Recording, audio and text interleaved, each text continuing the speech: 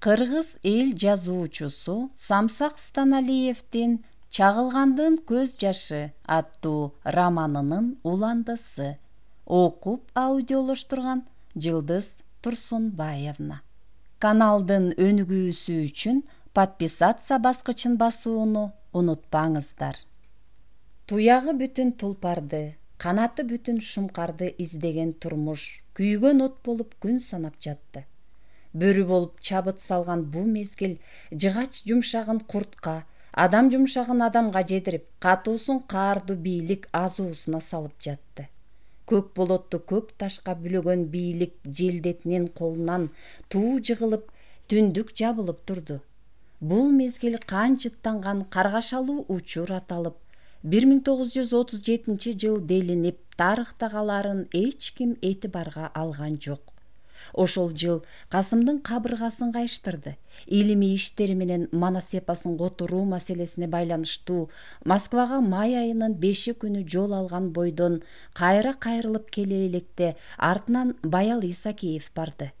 Иш кыяматтын босогосун сагалап, тозокко бараар болгонун ошондон укту. Бирок артынан кубаныч келер деген ой менен эч кимге билдиришкен жок. Көздөн учкан ала тоону бет ала жөнөп кетишкен. Касымдын үй бүлөсү 5 августта Касым камалгандан туп-туура 5 күндөн кийин Пишпекке келди. Турдубүбү жалгыз келген жок. Бала чакасы менен Лев Минаевич Пеньковский, Марк Аркадьевич Тарловскийлер кошо сапар каратышты. Булар Манас эпосун которуу боюнча конкурска катышып, ошондон улам ат арытаар жолго чыккан акын котормочулар эле. Ушул конкурстун дагы бир жеңүүчүсү Сергей Липкин болчу. Эпосты жасалгалуу Петров деген чебер сүрөтчүнүн бактысына туш келген. Булар менен Касым мурда эле тааныш эле. Тааныш тургай аларга кошулуп, Поливанов досу экөө далай Манас айтышып, эпосты кантип которуу керектигин талкуулашып, чогуу иштешкен. Анан бир аз таарынычтан улам булар кайра Москвага кетип калышкан. Таарыныч деле дей турган иш эмес эле. Өкмөт каражатына байланышкан, утурумдук кем карчылыктан келип чыккан маселе болчу. Ошо финансылык жагы оң чечилген соң кайрадан Касым Москвага барып, тиешелүү жерлер менен кагаз иштерин бүткөрүп, басмаларга макулдашып, котормочуларды көндүргөн. Ана мына аз күндө жолго чыгабыз деп турганда, жок издеген жолоочу болуп Баялы барды. Касым калган ишин беркилерге табыштап баса берген. Мына Турдубүбү Пеньковский, Тарловский, Петровду ээрчитип келди. Күн аптабы жер куйкалап туруптур. Фрунзенин ташы эрип, топурагы күйүп жаткансыйт. Үйгө жакындашканда Турдубүбү алдан эге шашкандай болуп чебелектеп алды. Кызы Бирага улам карап, андан бир нерсе сурагысы келди. Бирок баланын оюн бөлүп, кубанып бараткан калыбын бузгусу келбеди. Жүрөк башкача болот тура. Ал көз көрбөгөндү көрүп, кулак укпаганды угат тура. Үйгө жакындаганда Турдубүбүнүн жүрөгү кулундай туюлап, болк согуп алды. Чочуп кетти. Үйдө бир иш болгонго, Касым ооруп калбады бекен, деп тынчсызданып жиберди. Балким Касым жоктур, иш менен бир жака кеткендир, деди өзүнчө түйшөлө. Ушул ойлорго байланып келе жатканда, аны кимдир бирөөлөр башкача көз караш менен карагандай болду. Терисин тешип, денесин көзөп, сөөк саагын өрттөп жибергендей туюлду. Неге минтип карашат? Мүмкүн мына бул бейтааныш орус адамдары менен келе жаткандан уламдыр. Бар жерде өсүп, таанымал адамдын үйүнүн куту болгон үчүнбү? Айтор ал үйгө кулпу салат, терезени калкалайт дегенди билчү эмес. Алыс кетсе да кошуна колонго дайындап коюшчу. Бул жолу деле ошондой болгон. Бирок үйгө кулпу салынып калыптыр. Көрөрү менен көзүнөн от чыга түштү. Местеген кара кулпу анын көзүнө тикенек болуп сайылгандай туюлду. Баятан бери алып учуп, өзүнөн өзү оюноктоп келе жаткан жүрөгү көкрөгүн жарып жиберчүдөй туйлай баштады. Кошуна колоң дегендердин бири да көзгө көрүнбөйт. Бар болгону Адамкалый Байбатыров гана жыгач кесип, бир нерсе жасап отурат. Калгандары Турдубүбүнү көрөрү менен үйлөрүнө кирип, болгон ишти айтуудан апкарып турушкан. Демейдеги Адамкалый жок, байкамаксан. Башта Турдубүбүнү минтип тосуп алчу эмес. Көрдү дегиче көңүлүн ачып, тамашалап калчу эле. Бул жолу антпеди. Кулагы менен көзүнөн ажыраган Адамкалый болду. Туулгандан ушул кезге чейин Турдубүбүнү бир көрбөгөн, Мурда кийин бет келип сүйлөшпөгөн адам калый болду. Карегини кара тикен кадалып карабай койду. Кара кулпу сырын биле албай том соруп турганда адам калыйга тил бүттү. Баштагысындай басып келген жок. Петровду чакырды. Экөө көпкө арадан чай кайнам убакыт өтүп кеттиби, Айтор узак сүйлөштү. Тигил божурап жатат, алаканы жайып, ийинин куушуруп коет, эшик тарапты көргөзөт. Петров нес болуп укту.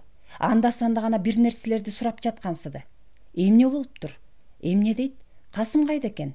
Деди Турду бүбү Петровду бет ала. Анын кабагы бүркөө, алда неге тынчы кеткендей эле. Турду бүбүнүн тик качырган көзүнөн тайсалдай түштү да, бул эч нерсени билбейт экен. Касымдын келгенин айтты. Бизди сураганын сүйлөдү. Институтта болсо керек, ошол жакка баралы, деди. Мен кантип барам? Мен барсам болот эле. Сиз балдар менен болуңуз, 3 бала менен. Буюм тайымдарды карай туруңуз. Биз заматта келебиз, деди Пеньковский да шашыла. Ал кыраакы эле. Петровдун жүзүнөн иш башкача болгонун туйган. Үйгө кулпу салынганы, Касымдын камакка алынганы, күндүр-түндүр тынчытпас жаза суракка салынганы эле.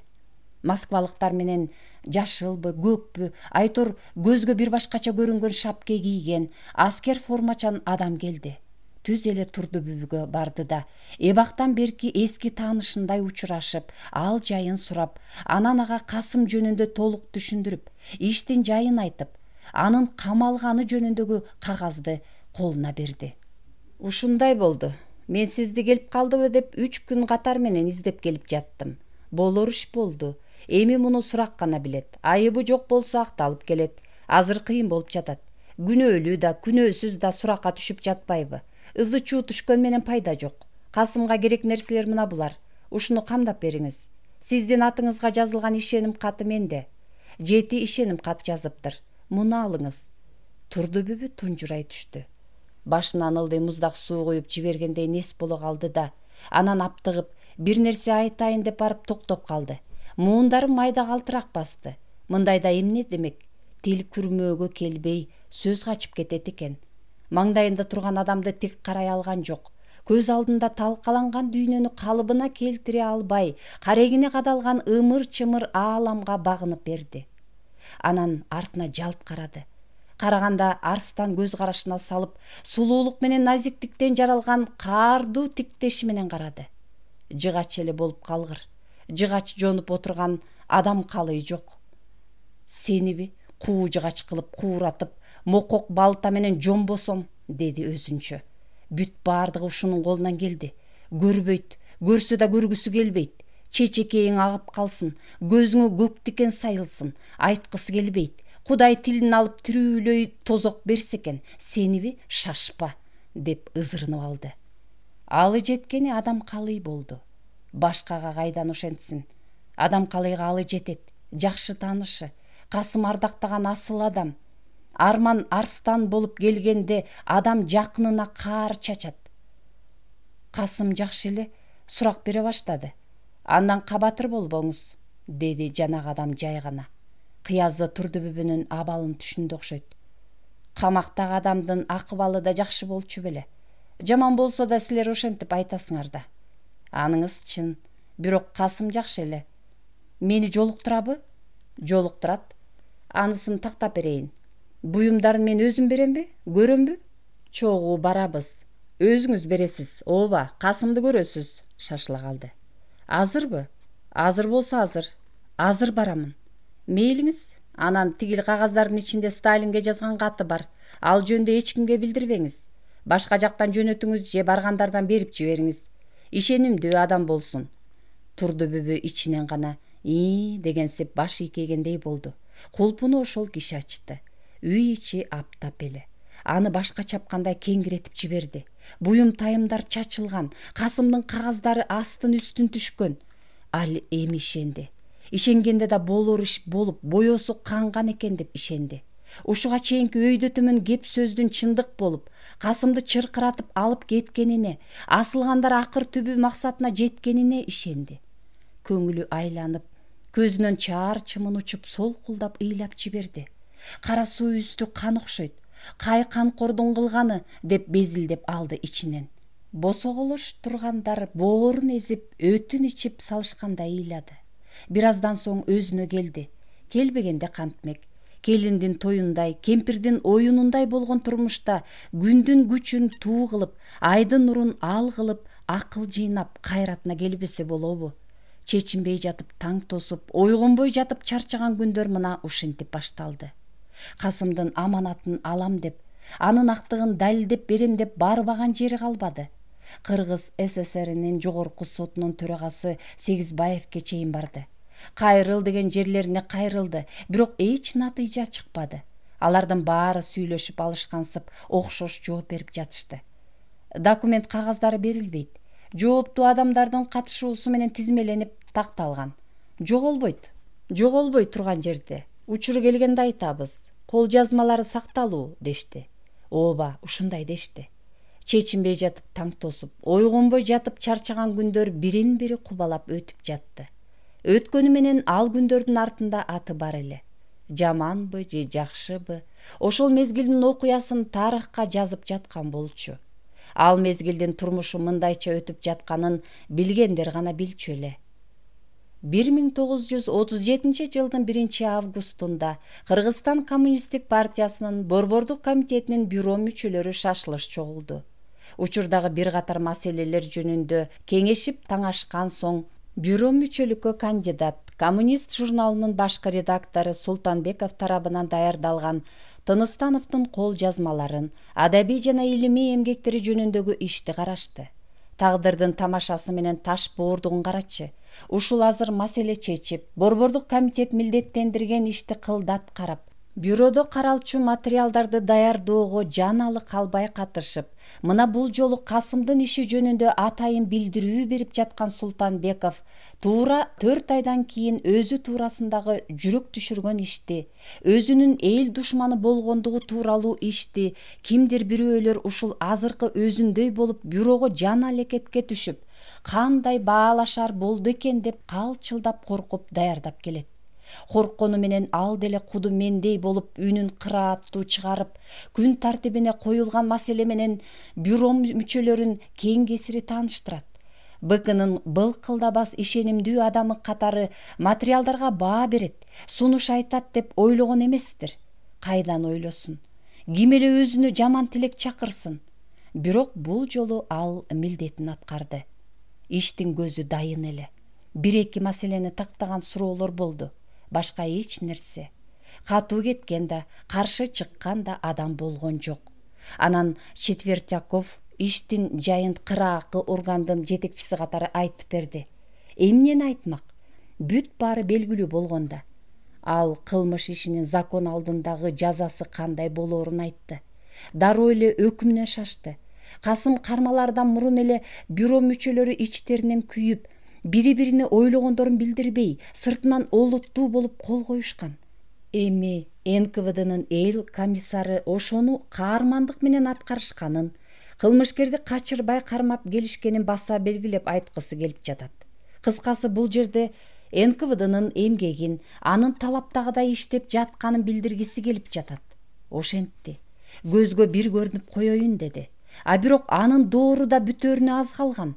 Мунун чет жеберин туюп турса да, кадимки калыбынан жазган жок. Султанбеков Тыныстановдун эмгектерин бүт атап, буларды пайдалануудан алып салуу керектигин билдирди. Эч ким унчуккан жок. Унчуккан эмне? Тааныш сценарий боюнча болуп жаткан иш да. Болгону ал кыргыз тилинин Касым Тыныстановго тиешелүү болгон баардык окуу китептерин, айрыкча кыргыз тилинин синтаксиси менен морфологиясын кайрадан жазып чыгуу зарыл экендигин, Тыныстановдун эмгеги алынган соң тил илими, тилди окутуу иши чын эле токтоп кала тургандыгын айтты. Иш ушундай болчу. Муну Баялый Исакеев, Кыргыз СССРнин Совнаркомунун төрагасы кылдат изилдеген, адистер менен сүйлөшкөн. Тыныстановдун эмгектерисиз кыргыз тил илимин элестетүү мүмкүн эместигине көзү жеткен. Тыныстановду камоо, аны жок кылуу, кыргыз элинин кыргыз тилинен, кыргыздын жазма адабий тилинен, тил илиминен, кыргыз мектептеринин эне тили китептеринен ажыратуу экендигин жазем дебей түшүнгөн. Айла жок жерден түтөп күйүп, Төгөнүп калар ырыскынын калдыгын атын атабай алып калууга аракет кылды. Бул жолда болгон жок. Акыры тилин чайнап, акак тишин кум кылганга Кудай өзүң кечир деп барды. Ушул чечимге ал дагы макул болду. Суроо жооп, кеңешүү ыкмасында сүйлөшүп отурушуп, КПБ, БКнын бюро мүчөлөрү Аммосов, Исакеев, Юлдашев, Лавыгин, Четвертаков, Эсенаманов, Салиханов, бюро мүчөлүгүнө кандидат Султанбековдор, Тыныстановдун ушул кезге чейинки басылып чыккан жана кол жазма түрүндөгү бардык илимий эмгектери, көркөм чыгармалары пайдалануудан алынсын, кыргыз тилинин морфологиясы менен синтаксисин кайрадан жазып чыгуу үчүн тез аранын ичинде жаңы авторлордун, илимий кызматкерлердин, окутуучулардын тобу түзүлсүн. Алардын иш шарты талаптагыдай деңгээлде уюштурулсун. Жаңы китептердин 1937 жылы басып чыгарылышын окуу жылынын башталышына чейин камсыз кылуу иши агартуу эл комиссары Алиевке тапшырылсын деген чечим кабыл алынат. Кантип аткарылсын? Эч кимдин оюна да келген жок. Келбесе да аткарылсын дешти. Башка жол жок эле. Авторлор да табылды. Кыргыз тилинин жаңы морфологиясы менен синтаксиси да жазылды. Өкмөт менен партиянын көрсөтмөсүндөй, ал китептер да өз мөөнөтүндө басмадан басылып чыкты. Ушул кезде Касым Борбордук комитетке, агартуу эл комиссариатына кат аркылуу бир эмес 2-3 мертебе кайрылды. Алгач ал Москвадан келип, иштин жайын түшүнгөн кезде баштаган эле. Жыйынтыгы чыкпаган соң кайра кат жазып, каралдысындай карманган илимий иштерин, окуу китептеринин тагдырын сурана берген. Борбордук комитетке жолдогон бир катында ал мындай деп өтүндү: менин тагдырым чечилди. Алдыда кандай жаза, кандай күн күтүп турганын жакшы билемин. Менден кандай ката, кандай жаңылыштыктар кеткенин да түшүнөмүн. Эми аларды оңдоого да, кызмат эмгеги менен актоого да мүмкүн болбой калат окшоду. Мен баарын түшүнөм. Буга чейин партия эмне иш такса, милдет койсо, ак ниеттүүлүк менен аткаргам. Ошого жан дилим менен макул болгонмун. Бардык сунуштарды, чечимдерди кабыл алганмын. Андай сунуштар, чечимдер бир эмес бир канча жолу болгон. Мен алардын бирин да четке каккан эмесмин. Актык иш акыры жеңет. Кызыл кандай чок басып чыркыраган чындыктын чырагы бир күнү күйөт дегенмин. Мен ошого ишенгеним үчүн коюлган күнөөнү мойнума алып, жаңылыштыгымды оңдоо үчүн жан аябай эмгек кылгам. Партиянын алдында да ошон үчүн, ошол чыга элек жанга жан жолдош болуп жарыгын чачкан ишеним үмүт үчүн кечирим сурагам. Каталыгымды мойнума алып, аны оңдоого сөз бергем. Иш жүзүндө мен өз сөзүмдөн кайтканым жок. Адилдиктин куралы болгон ак бараң мылтык алдында, Зулпукор кылыч алдында аны толугу менен аткардым. Мага асылгандар муну да туура түшүнүшкөн жок. Илимий чыгармачылык талашты өч кууп, кас санамай каралоо ишине айлантып алышты. Чынында андай деле чатак жок эле. Оңолууга эч мүмкүндүк беришпей коюшту. Эми менин татаалдашкан тагдырымдын чиеленишкен түйүнү чечилди окшойт. Ошондуктан чын эле күнөөлүү болсом да, күнөөлүү болбосом да колун салган жамандоонун жазасын мен гана, жалгыз мен гана тартайын.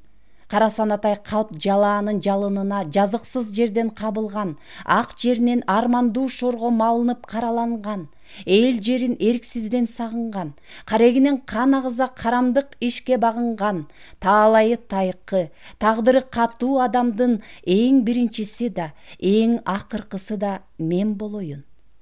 Эли жерим үчүн, жакындарым үчүн, акылы тунук, дили айкөл, таалайы таттуу адамдар үчүн жаза суракка жазганбай түшүп, анын кыйноосу менен зордугун бакытындай көргөнү менен кара көзүн кашайта чукуп, кызыл тилин туурадан кесип жатса да, карамдыкты кашына жолотпогон, жалган доодон жалтанып, калыстыкка канжар сайбаган, анан ошол ак санатай өжөрлүктү өмүр көрүп өлүм тапкандардын акыркысы мен болоюн. Ооба, мен гана болоюн. Мени менен адилетсиздиктин акыркысы кошо кетсин. Мени менен Кара Санатайлык бир ирет, бирок эң акыркы жолу максатына жетсин. Ошон үчүн бир гана сураныч, кайра кайрылып өтүнбөй турган бир гана сураныч. Ушунча жыл кыргыз тилин баш көтөрбөй изилдеп келдим эле. Өмүрүмдү сарп кылдым эле. Ошол илимий эмгектеримдин тагдырына, өзүмдүн эмес, ошол кыргыз элине, кыргыз мамлекетине аба менен суудай керек болгон илимий иштеримдин тагдырына жаным кейип жатат. Окуу китептериме мейли, мындан ары менин фамилиям коюлбасын, бирок алар басмадан чыга берсин. Мейли аларга башка бирөөлөрдүн аты жөнү жазылсын. Ага да каршылыгым жок. Китептер элге керек, чыга берсин. Анткени алар окуучуларга арналган. Аларда эч кандай күнөө жок. Аларды ырыс-кысынан ажыратканга болбойт. Анткени алар кыргыз элинин келечеги үчүн, кыргыз балдары үчүн, алардын эртеңки тагдыры үчүн аябай керек. Эртеңки күнү аларды изилдеп, негиздеп, мындан да мыкты эмгек жаза тургандар чыгат. Илимий иштериме, окуу китептериме тийбесеңер экен, аларды жок кылып жибербесеңер экен. Тагдырдын иши дал келгенин карачы. Касымдын бир тилеги, жападан жалгыз өтүнүчү өзү сурангандай аткарылды. Касымдын өтүнчү эледешпесе да, өтүнүч катында айтканындай кылышты. Бул кагаз мындан мурдагысы же кийинкисиби, айтор окумуштуунун зарлап какшап жазган каттары кимдерге жетти, кимдерге жетпей калды, аны болжош кыйын эле. Бирок Осмонкул Алиевке жетти. Жеткенде да анын өз колуна тийди. Тийгенде эмне кыла алмак? Осмонкулдун ооматы ооп, сөзүнүн курчу кетип турган болчу ал кезде. Окуу китептери кагазда жазылгандай авторунун аты жөнү жазылбай том соруп чыккан жок, жарык көрдү. Касым өзү сурангандай басмадан башка автордун фамилиясы менен басылып чыкты. Бирок Тыныстанов деген жазуу бир да жеринде жок болчу. Ушундай болду. Пайдалануудан алынып салынган окуу китептери өз авторунан ажырап, башка бирөөлөрдүн аты жөнү жазылып, кайрадан пайдаланууга уруксаат кылынды. Анан бул иш ойдо жок жерден саясий илимий өнөктүккө айланып, көнүмүш иш болуп кетти. Адегенде кандай болот? Бирөөнүн эмгеги эмеспи? Жаңыдан жазып чыгыш керек го деп чочулап турушту да, кийин ага кадимкидей эле көнүп кетишти. Мен деле макул боло бербей деп өкүнгөндөр да чыкпай койгон жок. Адам деген адам экен го. Ал ар нерсеге барып, кааласа баардыгын жасайт экен го. Жыл ушинтип аяктап кетти. 1938 жылдын 3 январь күнү Агартуу эл комиссариатынын иши Кыргызстан КПБ Борбордук комитетинин бюросуна коюлду. Кыргыз мектептери үчүн эни тили жана адабияты боюнча окуу китептерин жазуу жана аларды басып чыгаруу иши бюродо эң негизги маселе катары каралды.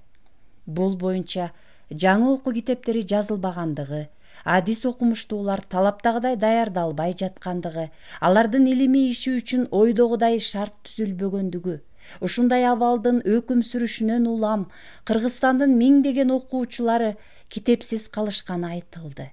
Комиссариаттын бул багыт боюнча жүргүзгөн иши канааттандырарлык эмес экени ачык белгиленди. Чын-чынында акыбал ушундай болгон. Касым камакка алынгандан кийин анын эмгектери пайдалануудан алынган. Эни тили боюнча окуу китептерин басып чыгаруу иши да ушундан соң өзүнөн өзү токтоп калган. Бюронун жүрүшүндө ушул кырдаалдын баардыгы айтылды. Иштин туңгуюк абалына талдоо жүргүзүлдү. Бирок бюро деген бюрода курчуган абал канчалык каңырык түтөтөр деңгээлге жетсе да, бюрого коюлбашы керек эле. Коюлдубу? Бүттү. Мактамай жок.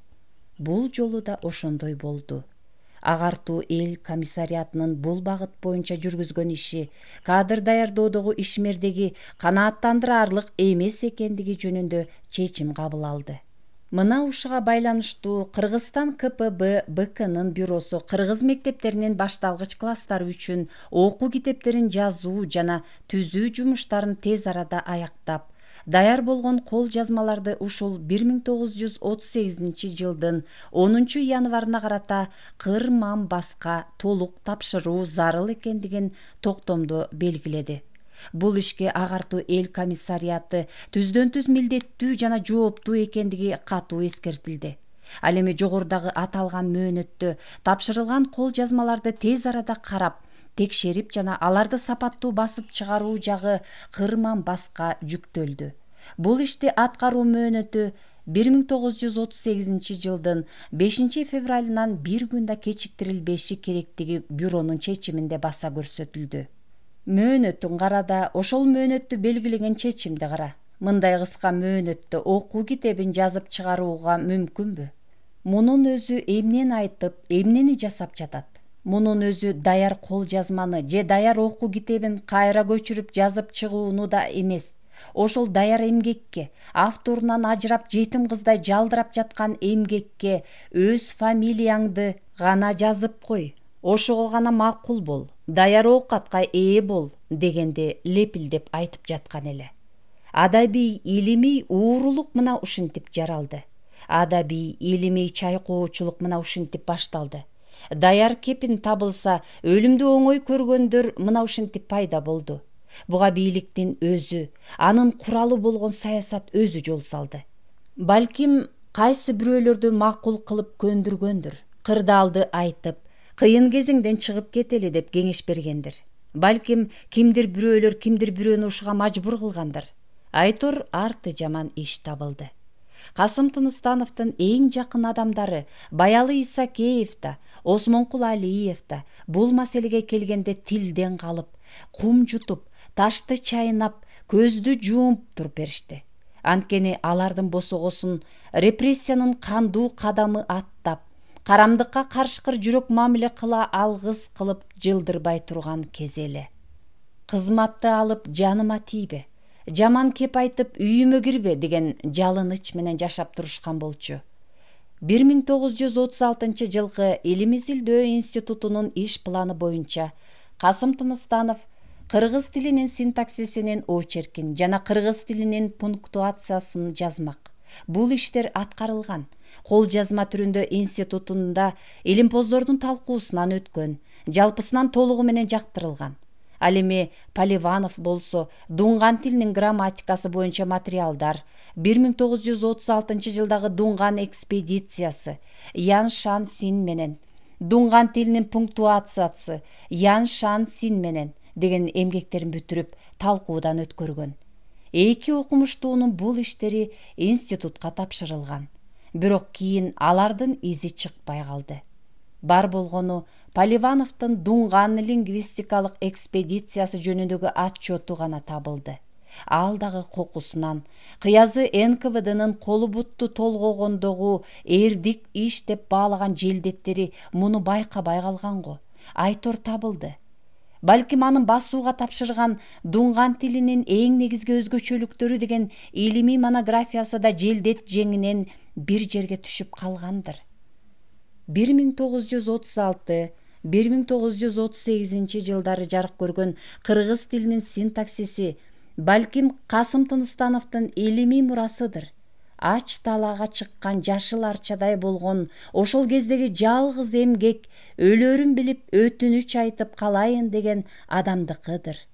Ойго нелер келбейт, жок издеген адам эмнелерге жолукпайт, эмнеден күдүк санабайт.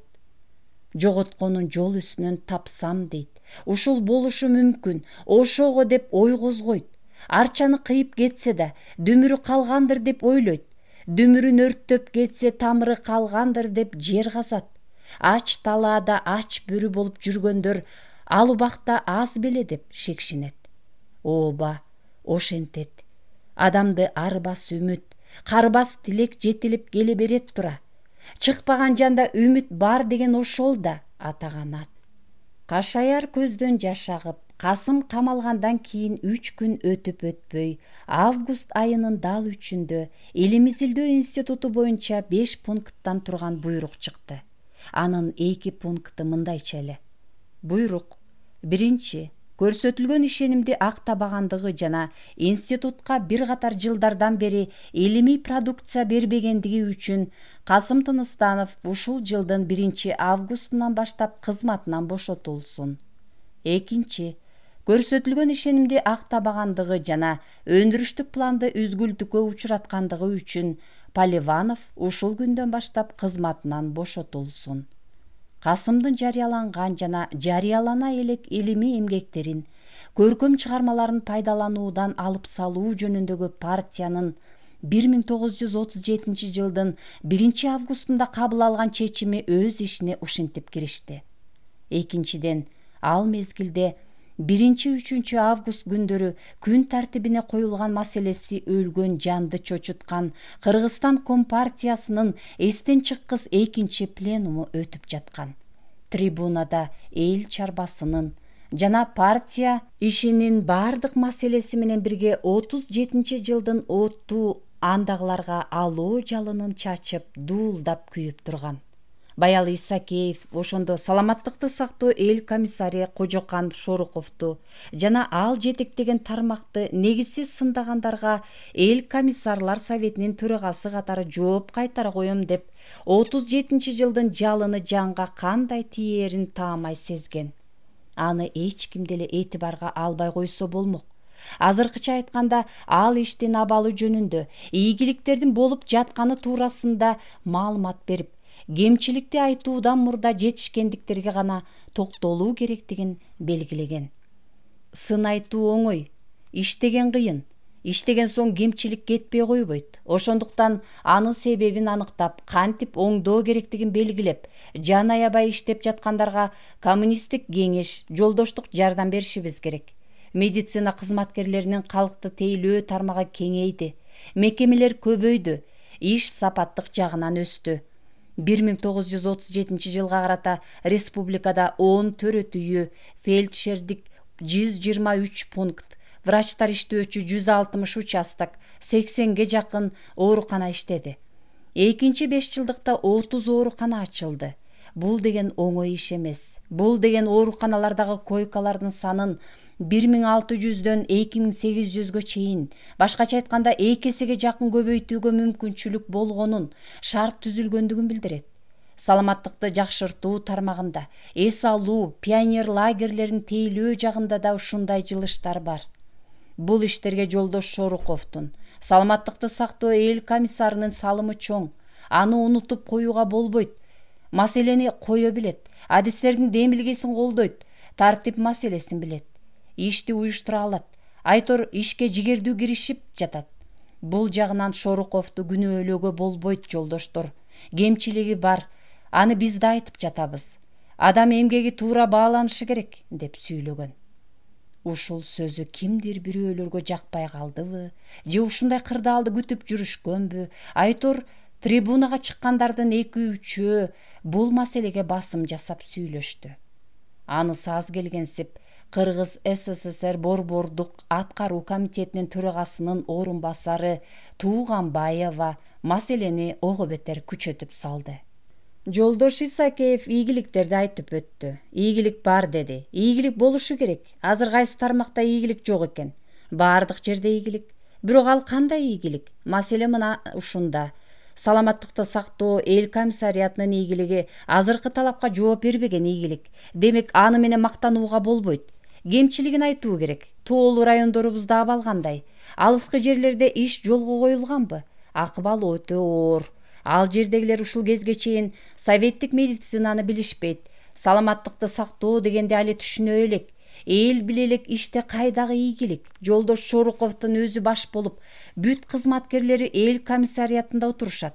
Оорулуулар кайда барышы керек? Ушул комиссариятка келиши керекпи? Жолдош Исакеевди биз жакшы билебиз. Ал Юсуп Абдрахмановдун адамдарын калкалап, эл душмандарын элден коргоп келген. Азыр да ал ошентип жатат.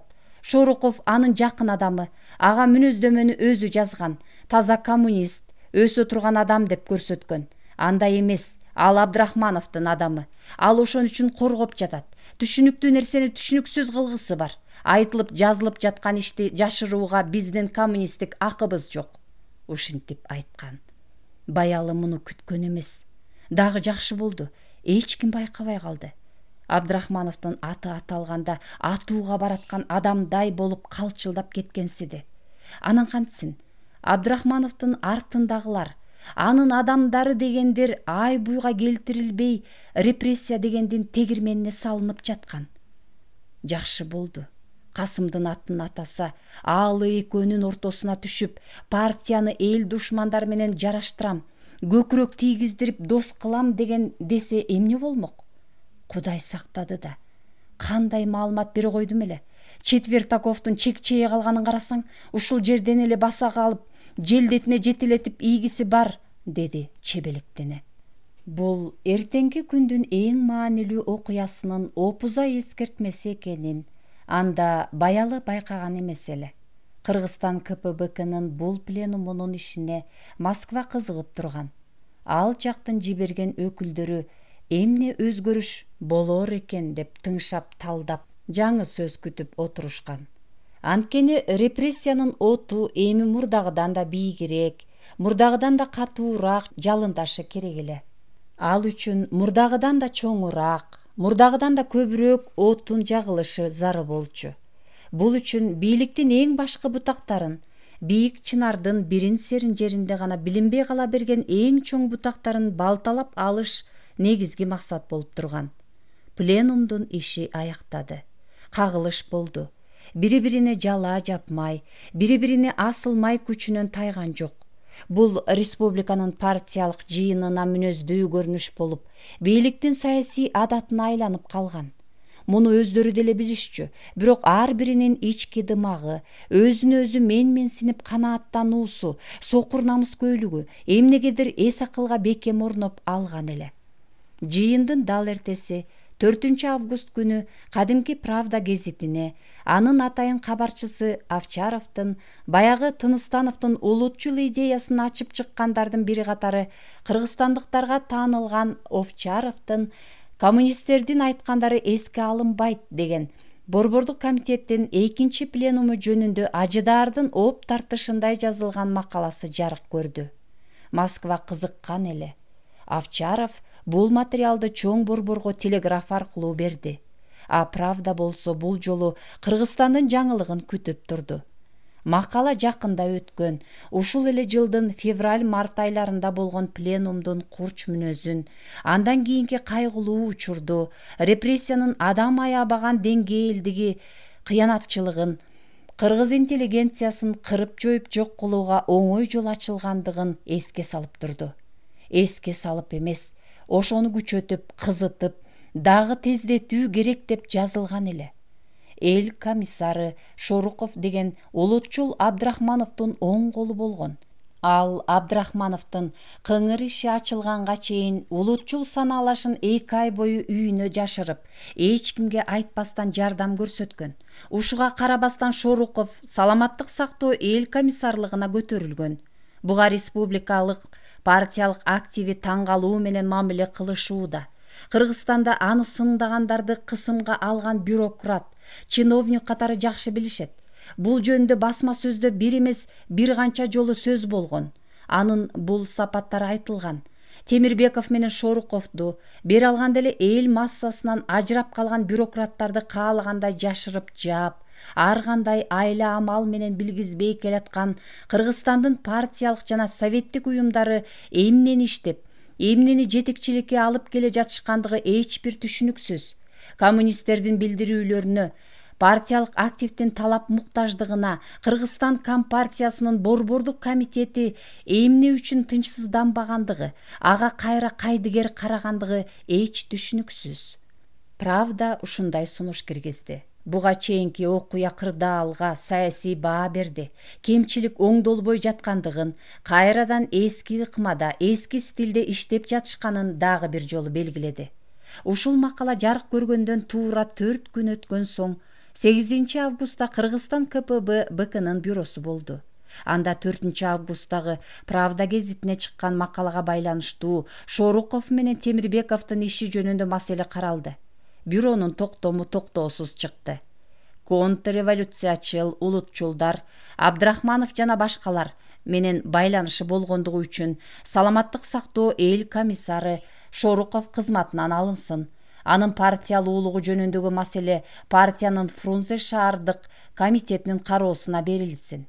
Арадан 8 күн өткөндөн кийин 1937 жылдын 16 августунда эл агартуу кызматкерлеринин активинин Фрунзеде өткөн республикалык кеңешмеси болду. Анда түз эле Тыныстановду, анын саналаш досу Поливановду эл душманы, улутчул, троцкийчил, пан-түркчүл, буржуазиячыл кылып көрсөтүштү. Тыныстанов менен Поливанов өздөрүнүн эмгектеринде улуттук контрреволюциячыл максатты көздөп иш жүргүзүшкөн. Кыргыз жана дуңган тилин бурмалап булгаган. Поливанов индоевропалык мектептин өкүлү болгон. Ал тил маселесине фашисттик багытты колдонуп, расалык иш жүргүзгөн. Экинчи бирөө Поливановдун санаалашы, улутчул Тыныстанов Абдрахмановдун, Алиевдин иш багытын түздөн түз улантып, эмгектерин ачыктан ачык пан-түркчүл, бай феодалдык максатта ишке ашырган. Бул Кыргыз ССР агартуу эл комиссарынын орун басары Оба, дал ошол Осмонкул Алиевдин орун басары Черкасовдун докладында айтылгандар эле. Эл душмандары билинбей кирип кетишкен тармакта иш токтоп калгандыгы, тил илими өнүкпөгөндүгү белгиленген. Тыныстановдун улутчул феодалдык көз карашын аныктоо үчүн Фрунзени Фрунзе, Парижди Париж, Москваны Москва деп алганы, аны өзүнүн окуу китептерине, кыргыз орфографиясына киргизгендигин көрсөткөн. Муну улутчул буржуазиячыл, феодалдык принцип катары караган. Орфографиялык эреже толук иштелип чыга элек кезде анын негизи катары фонетикалык принцип колдонулганын, кыргыз тилинин өзгөчөлүгүн айкындаган сингармонизм законуна көңүл бурулганын ал докладчы көңүлгө алгысы келген жок. Залдан ага ушундай эмеспи деп каршы пикир айткан да адам болбоду. Анткени андагылардын бир да бирөө кеңешмеден үйүнө барбай калгысы келбеди.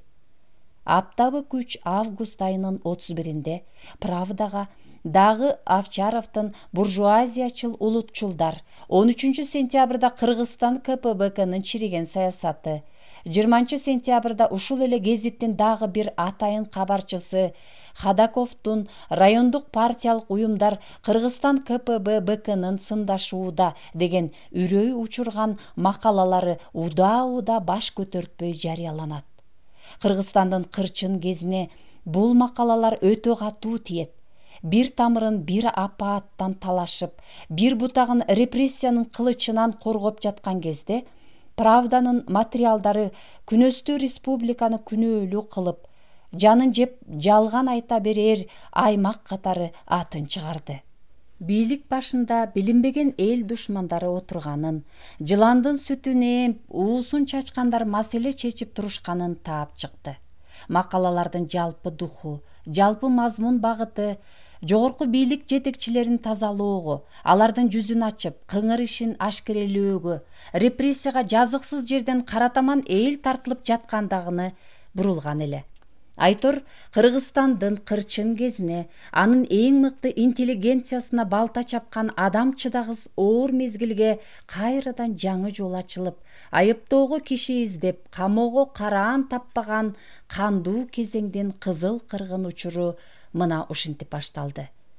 4 сентябрдагы бюронун чечими менен Кыргызстандагы репрессияны адам канын агызуу менен негиздеген жана жазалоонун жан чыдагыс жолун салган Четвертаков Кыргыз ССР ички иштер эл комиссары кызматынан бошоп, СССР НКВДсынын карамагына жиберилгендиги, анын ордуна СССР НКВДсынын жетекчиси Николай Иванович Ёжовдун өзү сунуш кылган Иван Петрович Лоцманов, Кыргызстандын тарыхын кыргызстандыктардын каны менен бойгон Лоцманов бекитилди.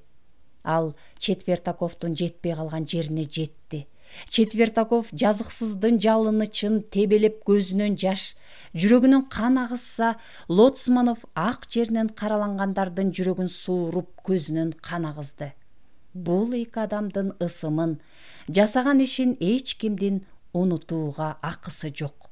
Адам унуткан менен, кандайдыр бир себеп менен эстебей калганы менен, ый угуп, төгүлгөн канды көргөн кылым менен кыргыз жери унутпайт, тарых унутпайт. Алардын таржымасы мына ушундай. Лоцманов Кыргызстан коммунисттик партиясынын борбордук комитетинин бюро мүчөлүгүнө көрсөтүлүп жатканда, анын өмүр баянындагы чет өлкөлөрдө тууган туушканы, жакын санаалаш адамы жок. Бир тууганы репрессияланган. аны эл душманы катары Жолдош Лотсмановдун өзү камап берген деген маалыматтар андагылардын аза боюна оролгон ажыдаар сымал туюлду. Балким кимдир бирөөлөр өзү кызыкчылыгы үчүн уялаш бир тууганын кылыч мизине кармап, кызыл канын агызганга кыл чактабай, эрдик иштеп барган мерез жүрөк, ташбоор адамдын келишине кубангандыр. Бир тууганын өлтүргөн бирөөгө жакшылык кылчу беле? Мезгилди мерез кылган, бийликти кан ичме кылган кез келди. 5 сентябрь 1937 жыл.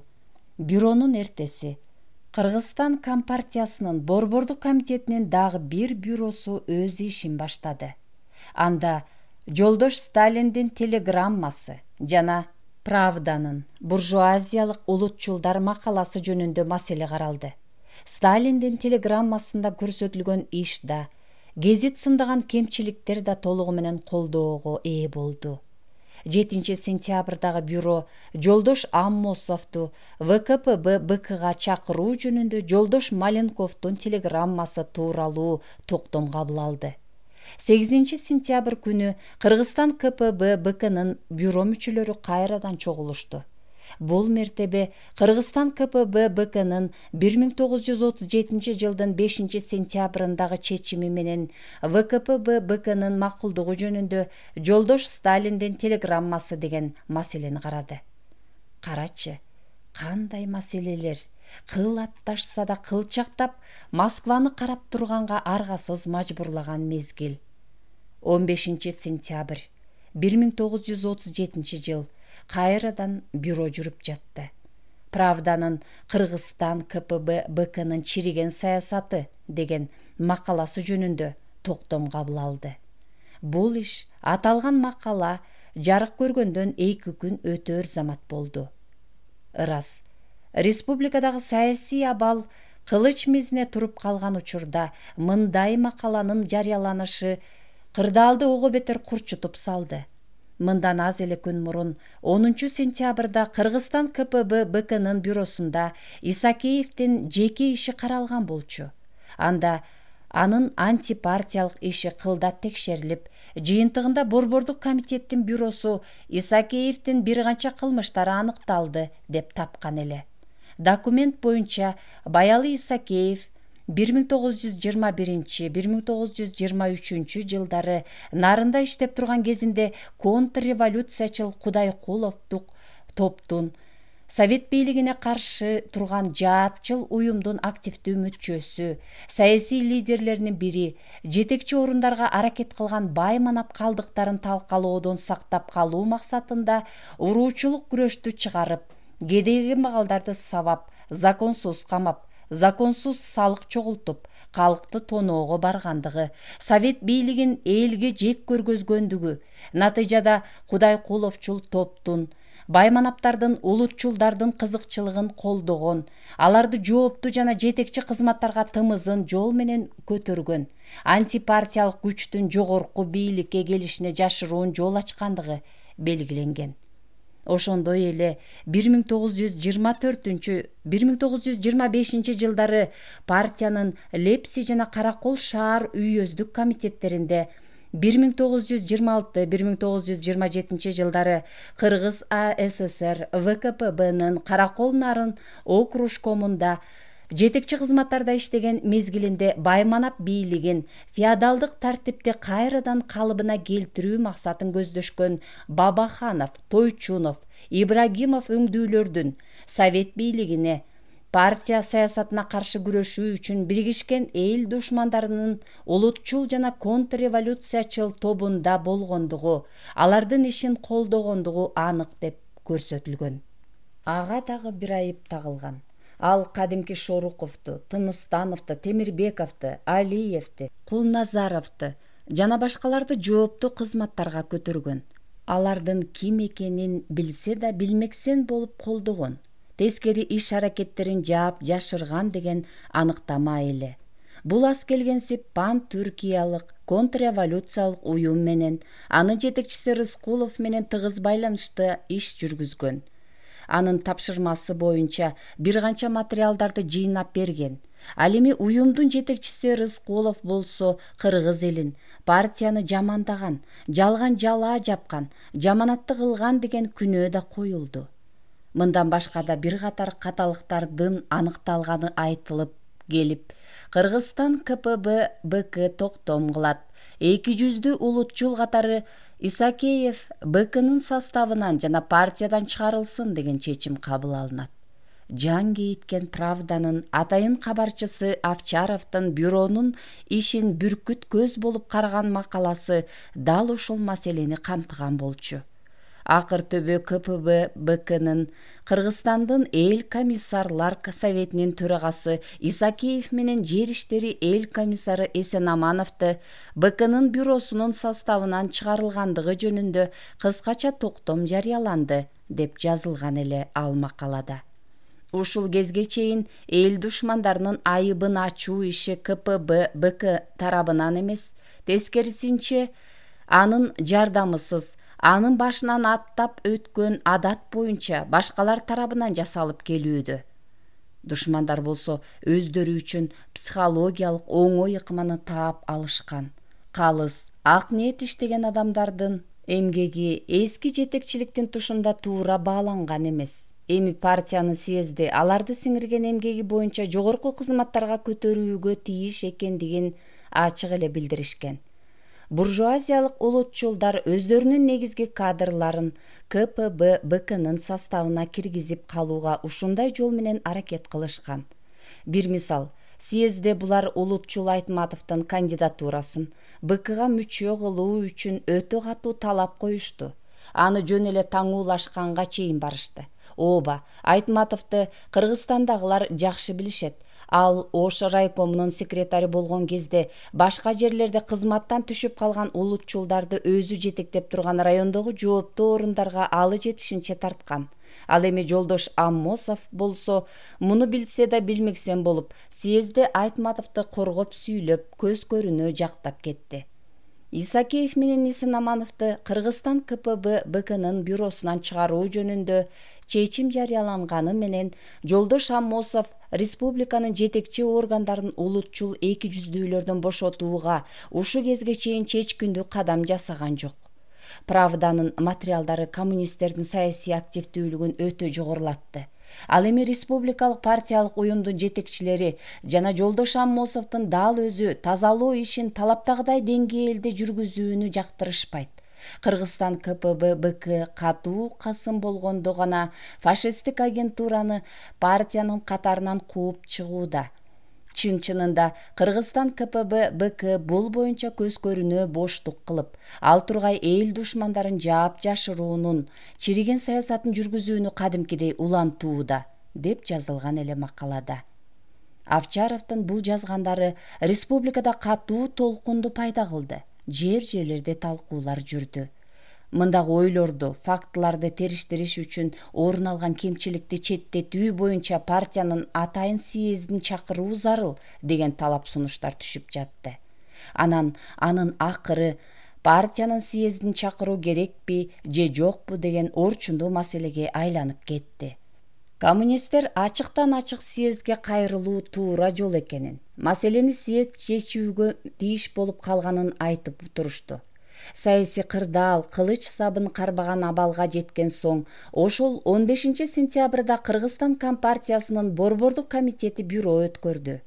Москванын Кремли аралыктын алыстыгына карабай бул бюронун жүрүшүнө, анда кандай сөздөр айтылганына жана анын кандайча аякталышына тымызын гана тыңшоо салып, турнабай тартып тунжурап турду. Бул кырдаалды далысы менен туюп, кабыргасы аркылуу кабылдап жаткансып, Кыргызстан КПБ Борбордук комитети Москва менен Правданын көксөгөн көз карашындай, ойлогон оюндай документ кабыл алып, каралган жана талкууланган маселелер боюнча чептей чегинбес чечкиндүү чечим чыгарды.